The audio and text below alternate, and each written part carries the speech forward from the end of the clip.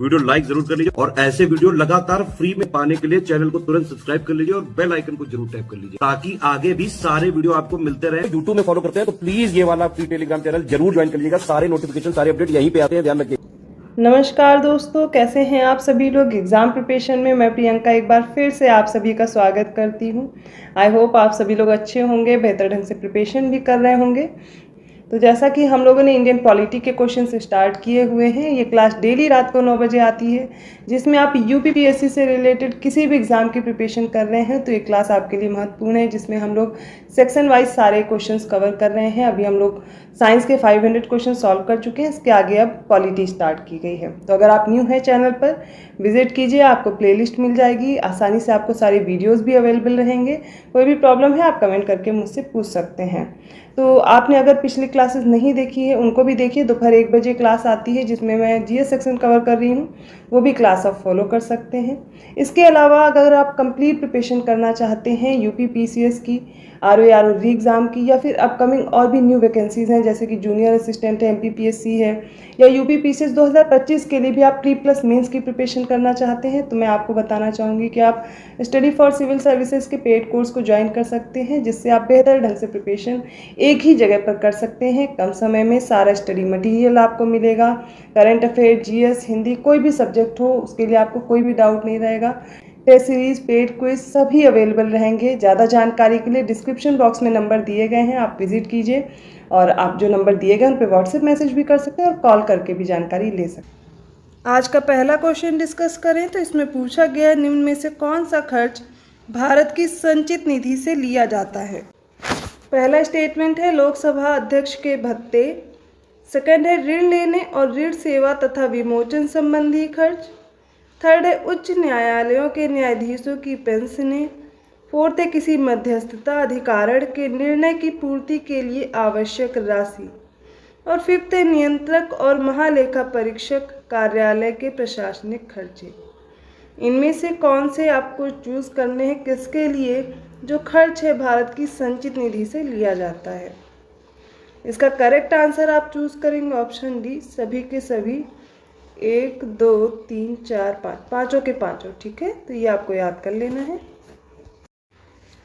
अगला प्रश्न है सूची 1 को सूची 2 से सुमेलित करना है। एक तरफ कुछ शब्द दिए गए हैं और उनसे रिलेटेड आर्टिकल्स पूछे गए हैं और इनको आपस में मैच करना है। जैसे कि पहली सूची में भारत की संचित निधि है, बी में धन विधेयक है, सी वार्षिक वित्तीय विवरण है और भारत की आकस्मिकता निधि है।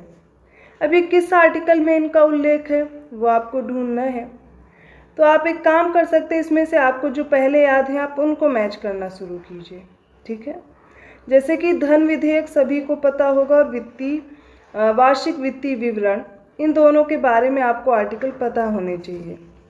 धन विधेयक के लिए आर्टिकल है 110, तो पहला हो गया, और वार्षिक वित्तीय विवरण आता है आर्टिकल 112, तो दो तो आपको पता चल गए, 1 और 5। और देखिए बी सी सभी में कॉमन दिया गया। अब आपको बस भारत की संचित निधि और भारत की आकस्मिकता निधि के बारे में पता होना चाहिए। कोई एक भी आता है तो आप इसको मैच कर सकते हैं। तो मैं आपको बता देती हूँ, भारत की जो संचित निधि है वो आती है आर्टिकल 266 में। ठीक है, तो इसके लिए ए के लिए 3rd हो जाएगा, 2 के लिए 1 हो गया, सी के लिए 5 हो गया, और भारत की आकस्मिकता निधि आती है आर्टिकल 267 में, 2 हो गया। तो 3 1 5 2 मैच किया आपने, ऑप्शन डी करेक्ट होगा। 298 क्वेश्चन है, इसमें पूछा गया कथन और कारण दिए गए हैं और इन कथन और कारण को देखते हुए जो आगे आपको ये ऑप्शन दिए गए हैं इनके अनुसार उत्तर देना है। कथन ये है बजट संचित निधि पर भारित व्यय एवं संचित निधि से किए गए व्यय के बीच अंतर स्पष्ट करता है। इसका कारण है क्योंकि भारत की संचित निधि पर जो व्यय भारित होते हैं उन पर संसद में मतदान नहीं किया जा सकता है। अब बताइए इनमें से कौन से स्टेटमेंट आपको, मतलब कौन से ऑप्शंस करेक्ट दिए गए हैं। इसका राइट आंसर चूज करना है ऑप्शन ए। कथन और कारण दोनों सही हैं और कारण कथन की सही व्याख्या भी करता है, इसलिए ऑप्शन ए राइट होगा। 299 क्वेश्चन है, कथन और कारण में फिर से पूछा गया है कौन सा उत्तर सही होगा। इन कूट को देख करके सही उत्तर चयन करना है। कथन है, संसद की अनुमति के बिना कोई भी व्यय नहीं किया जा सकता है। कारण है, क्योंकि ब्रिटेन की तरह हमारी लोकतांत्रिक सरकार संसद की संप्रभुता के सिद्धांत पर आधारित है। इनमें से कौन से स्टेटमेंट आपको करेक्ट दिए गए हैं, इसका आंसर चूज कीजिए। इसका सही उत्तर हो जाएगा ऑप्शन सी, ये सत्य है किंतु इसका जो कारण है वो गलत दिया गया है। संसद की अनुमति के बिना कोई भी व्यय नहीं किया जा सकता है, ये सही दिया गया है, लेकिन इसका कारण गलत है कि ब्रिटेन की तरह हमारी लोकतांत्रिक सरकार संसद की संप्रभुता के सिद्धांत पर आधारित है।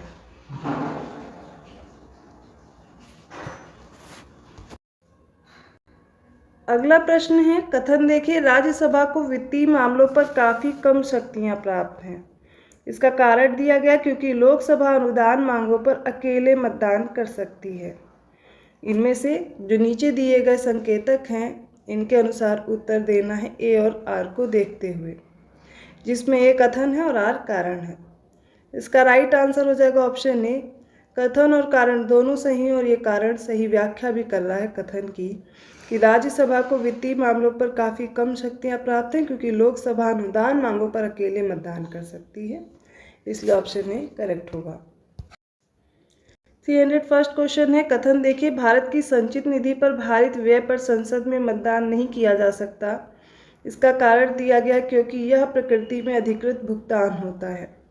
अब इन्हीं का इस्तेमाल करके फिर से कथन और कारण का इस्तेमाल करते हुए सही उत्तर का चयन करना है। इसका राइट आंसर हो जाएगा ऑप्शन ए, कथन और कारण दोनों सही और कारण सही व्याख्या भी कर रहा है कथन की। देखिए, ऐसे प्रश्न अभी तक आपने स्टेटमेंट वाइज क्वेश्चन देखे, अब आप ये कथन और कारण वाले भी क्वेश्चन देख रहे हैं क्योंकि ज़्यादातर प्रश्नों में ऐसे ही प्रश्न हैं, तो आप ये वाले क्वेश्चन ज़्यादा से ज़्यादा प्रैक्टिस कर लीजिए। तो ये नए जैसे नहीं प्रतीत होंगे पेपर में, इसीलिए ज़्यादा से ज़्यादा प्रैक्टिस की नीड है। अगला प्रश्न फिर से कथन और कारण का है, देख लीजिए कथन क्या है। भारतीय संविधान ने संसद को भारत की आकस्मिकता निधि का निर्माण करने के लिए अधिकृत किया है। कारण है क्योंकि यह निधि सरकार को अपूर्वानुमानित व्यय करने में सक्षम बनाती है। कौन से आपको उत्तर सही दिए गए हैं, उन उत्तर का चयन करना है।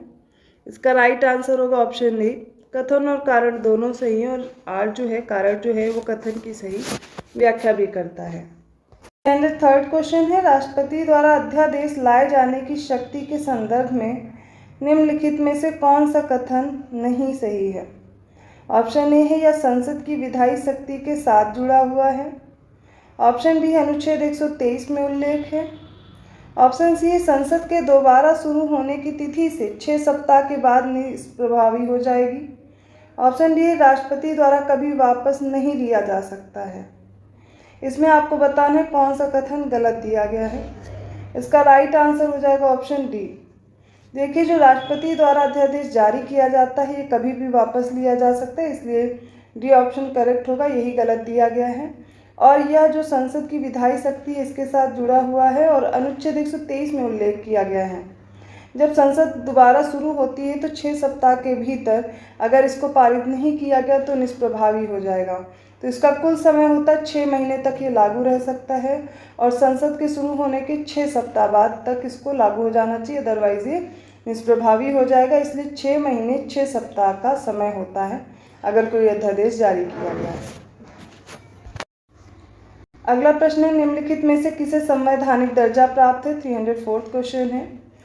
ऑप्शन जो फर्स्ट है वो वित्त आयोग है, सेकंड नीति आयोग है, थर्ड क्षेत्रीय परिषदें हैं और फोर्थ राष्ट्रीय विकास परिषद है।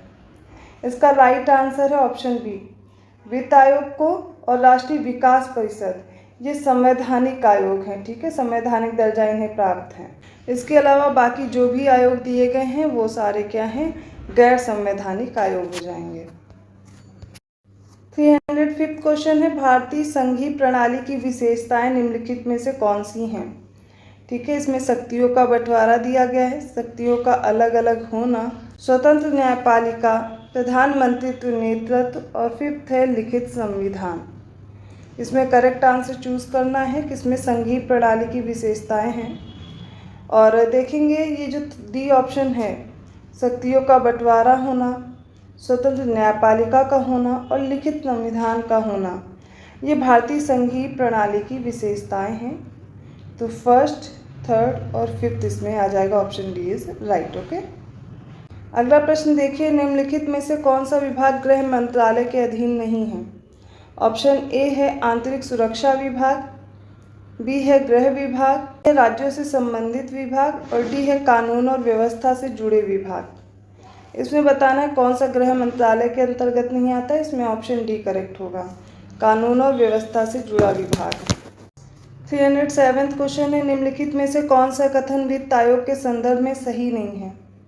ऑप्शन ए है इसका गठन प्रति 5 वर्ष की समाप्ति पर होता है, बी ऑप्शन है करों से हुई प्राप्तियों को केंद्र और राज्यों में वितरण की अनुशंसा करता है, सी ऑप्शन है इसमें एक अध्यक्ष और 4 सदस्य होते हैं, डी है इसकी सलाह सरकार के लिए बाध्यकर है।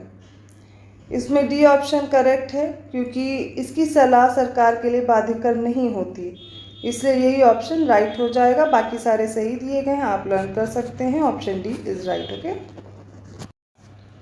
नेक्स्ट क्वेश्चन देखिए, भारत के नियंत्रक और महालेखा परीक्षक को उसके पद से जिस ढंग और जिस आधार पर हटाया जा सकता है वे निम्न में से किससे संबंधित हैं? ऑप्शन ए है संघ लोक सेवा आयोग के अध्यक्ष, ऑप्शन बी उच्चतम न्यायालय के न्यायमूर्ति, ऑप्शन सी है भारत के महान्यायवादी या ऑप्शन डी है लोकसभा अध्यक्ष। इसका राइट आंसर होगा ऑप्शन बी उच्चतम न्यायालय के न्यायमूर्ति। 309वां क्वेश्चन है, निम्नलिखित में से किसकी सिफारिश पर केंद्र द्वारा राज्यों को वैधानिक अनुदान दिए जाते हैं? ऑप्शन ए है नीति आयोग, ऑप्शन बी है राष्ट्रीय विकास परिषद, ऑप्शन सी है वित्त मंत्रालय और ऑप्शन डी है वित्त आयोग। इसका राइट आंसर ऑप्शन डी वित्त आयोग। अगला प्रश्न है, पोर्टफोलियो प्रणाली को संवैधानिक मान्यता किस अधिनियम द्वारा प्रदान की गई थी? ऑप्शन ए है भारतीय परिषद अधिनियम 1892, ऑप्शन बी है भारतीय परिषद अधिनियम 1871, ऑप्शन सी है भारतीय परिषद अधिनियम 1861 या ऑप्शन डी है भारतीय परिषद अधिनियम 1882। इसका करेक्ट आंसर आप चूज करेंगे ऑप्शन सी भारतीय परिषद अधिनियम 1861। चलिए अगला प्रश्न देख लीजिए, द्वैत शासन प्रणाली की शुरुआत किस अधिनियम से हुई थी? ऑप्शन ए भारतीय परिषद अधिनियम 1909, बी है भारतीय सरकार अधिनियम 1919, सी ऑप्शन है भारतीय सरकार अधिनियम 1935 और डी है स्वतंत्रता अधिनियम 1947। तो द्वैत शासन प्रणाली की शुरुआत कब हुई थी ये आपको बताना है और इसका राइट आंसर आप चूज करेंगे ऑप्शन बी भारतीय सरकार अधिनियम 1919। और ये 1935 के द्वारा प्रांतों में जो द्वैत शासन प्रणाली थी ये हटा करके केंद्र में लागू कर दी गई थी। अगला प्रश्न इसी के साथ देखिए, भारत सरकार अधिनियम 1935 की निम्नलिखित में से कौन सी विशेषता नहीं है? ऑप्शन ए है केंद्र में द्वैत शासन प्रणाली, बी है अखिल भारतीय संघ, सी है प्रांतीय स्वायत्तता या डी है प्रांतों में द्वैत शासन प्रणाली। सी या डी में से कोई एक ही उत्तर सही हो सकता था, इसलिए आप इसमें चूज करेंगे ऑप्शन डी प्रांतों में द्वैत शासन प्रणाली नहीं थी, वो 1919 के एक्ट में थी जो कि बाद में 1935 में हटा दी गई थी। Option D is right. चलिए अगला प्रश्न है, संविधान में निम्नलिखित में से किस संशोधन द्वारा राष्ट्रपति के लिए पहली बार अनिवार्य बनाया गया कि वह मंत्रिपरिषद की सलाह पर काम करेगा? Option A 24th amendment, option B 42nd amendment, option C 44th amendment या फिर ऑप्शन डी 54th अमेंडमेंट। और इसका राइट आंसर हो जाएगा option B 42nd amendment. 314th question है, भारतीय संघ किसके प्रतिरूप पर आधारित है? स्विट्जरलैंड, अमेरिका, रूस या फिर कनाडा पर?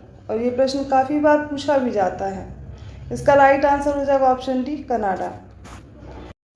आज की सीरीज का लास्ट क्वेश्चन है, देख लीजिए। 315th क्वेश्चन है, भारतीय संविधान ने सहायक एकात्मक विशिष्टताओं के साथ एक एकात्मक राज्य की स्थापना की। यह कथन निम्न में से किसका है? ऑप्शन ए है ग्रेनविल ऑस्टिन, ऑप्शन बी है आइवर जेनिंग्स, ऑप्शन सी है बी.आर. अम्बेडकर या ऑप्शन डी है के.सी. बियर।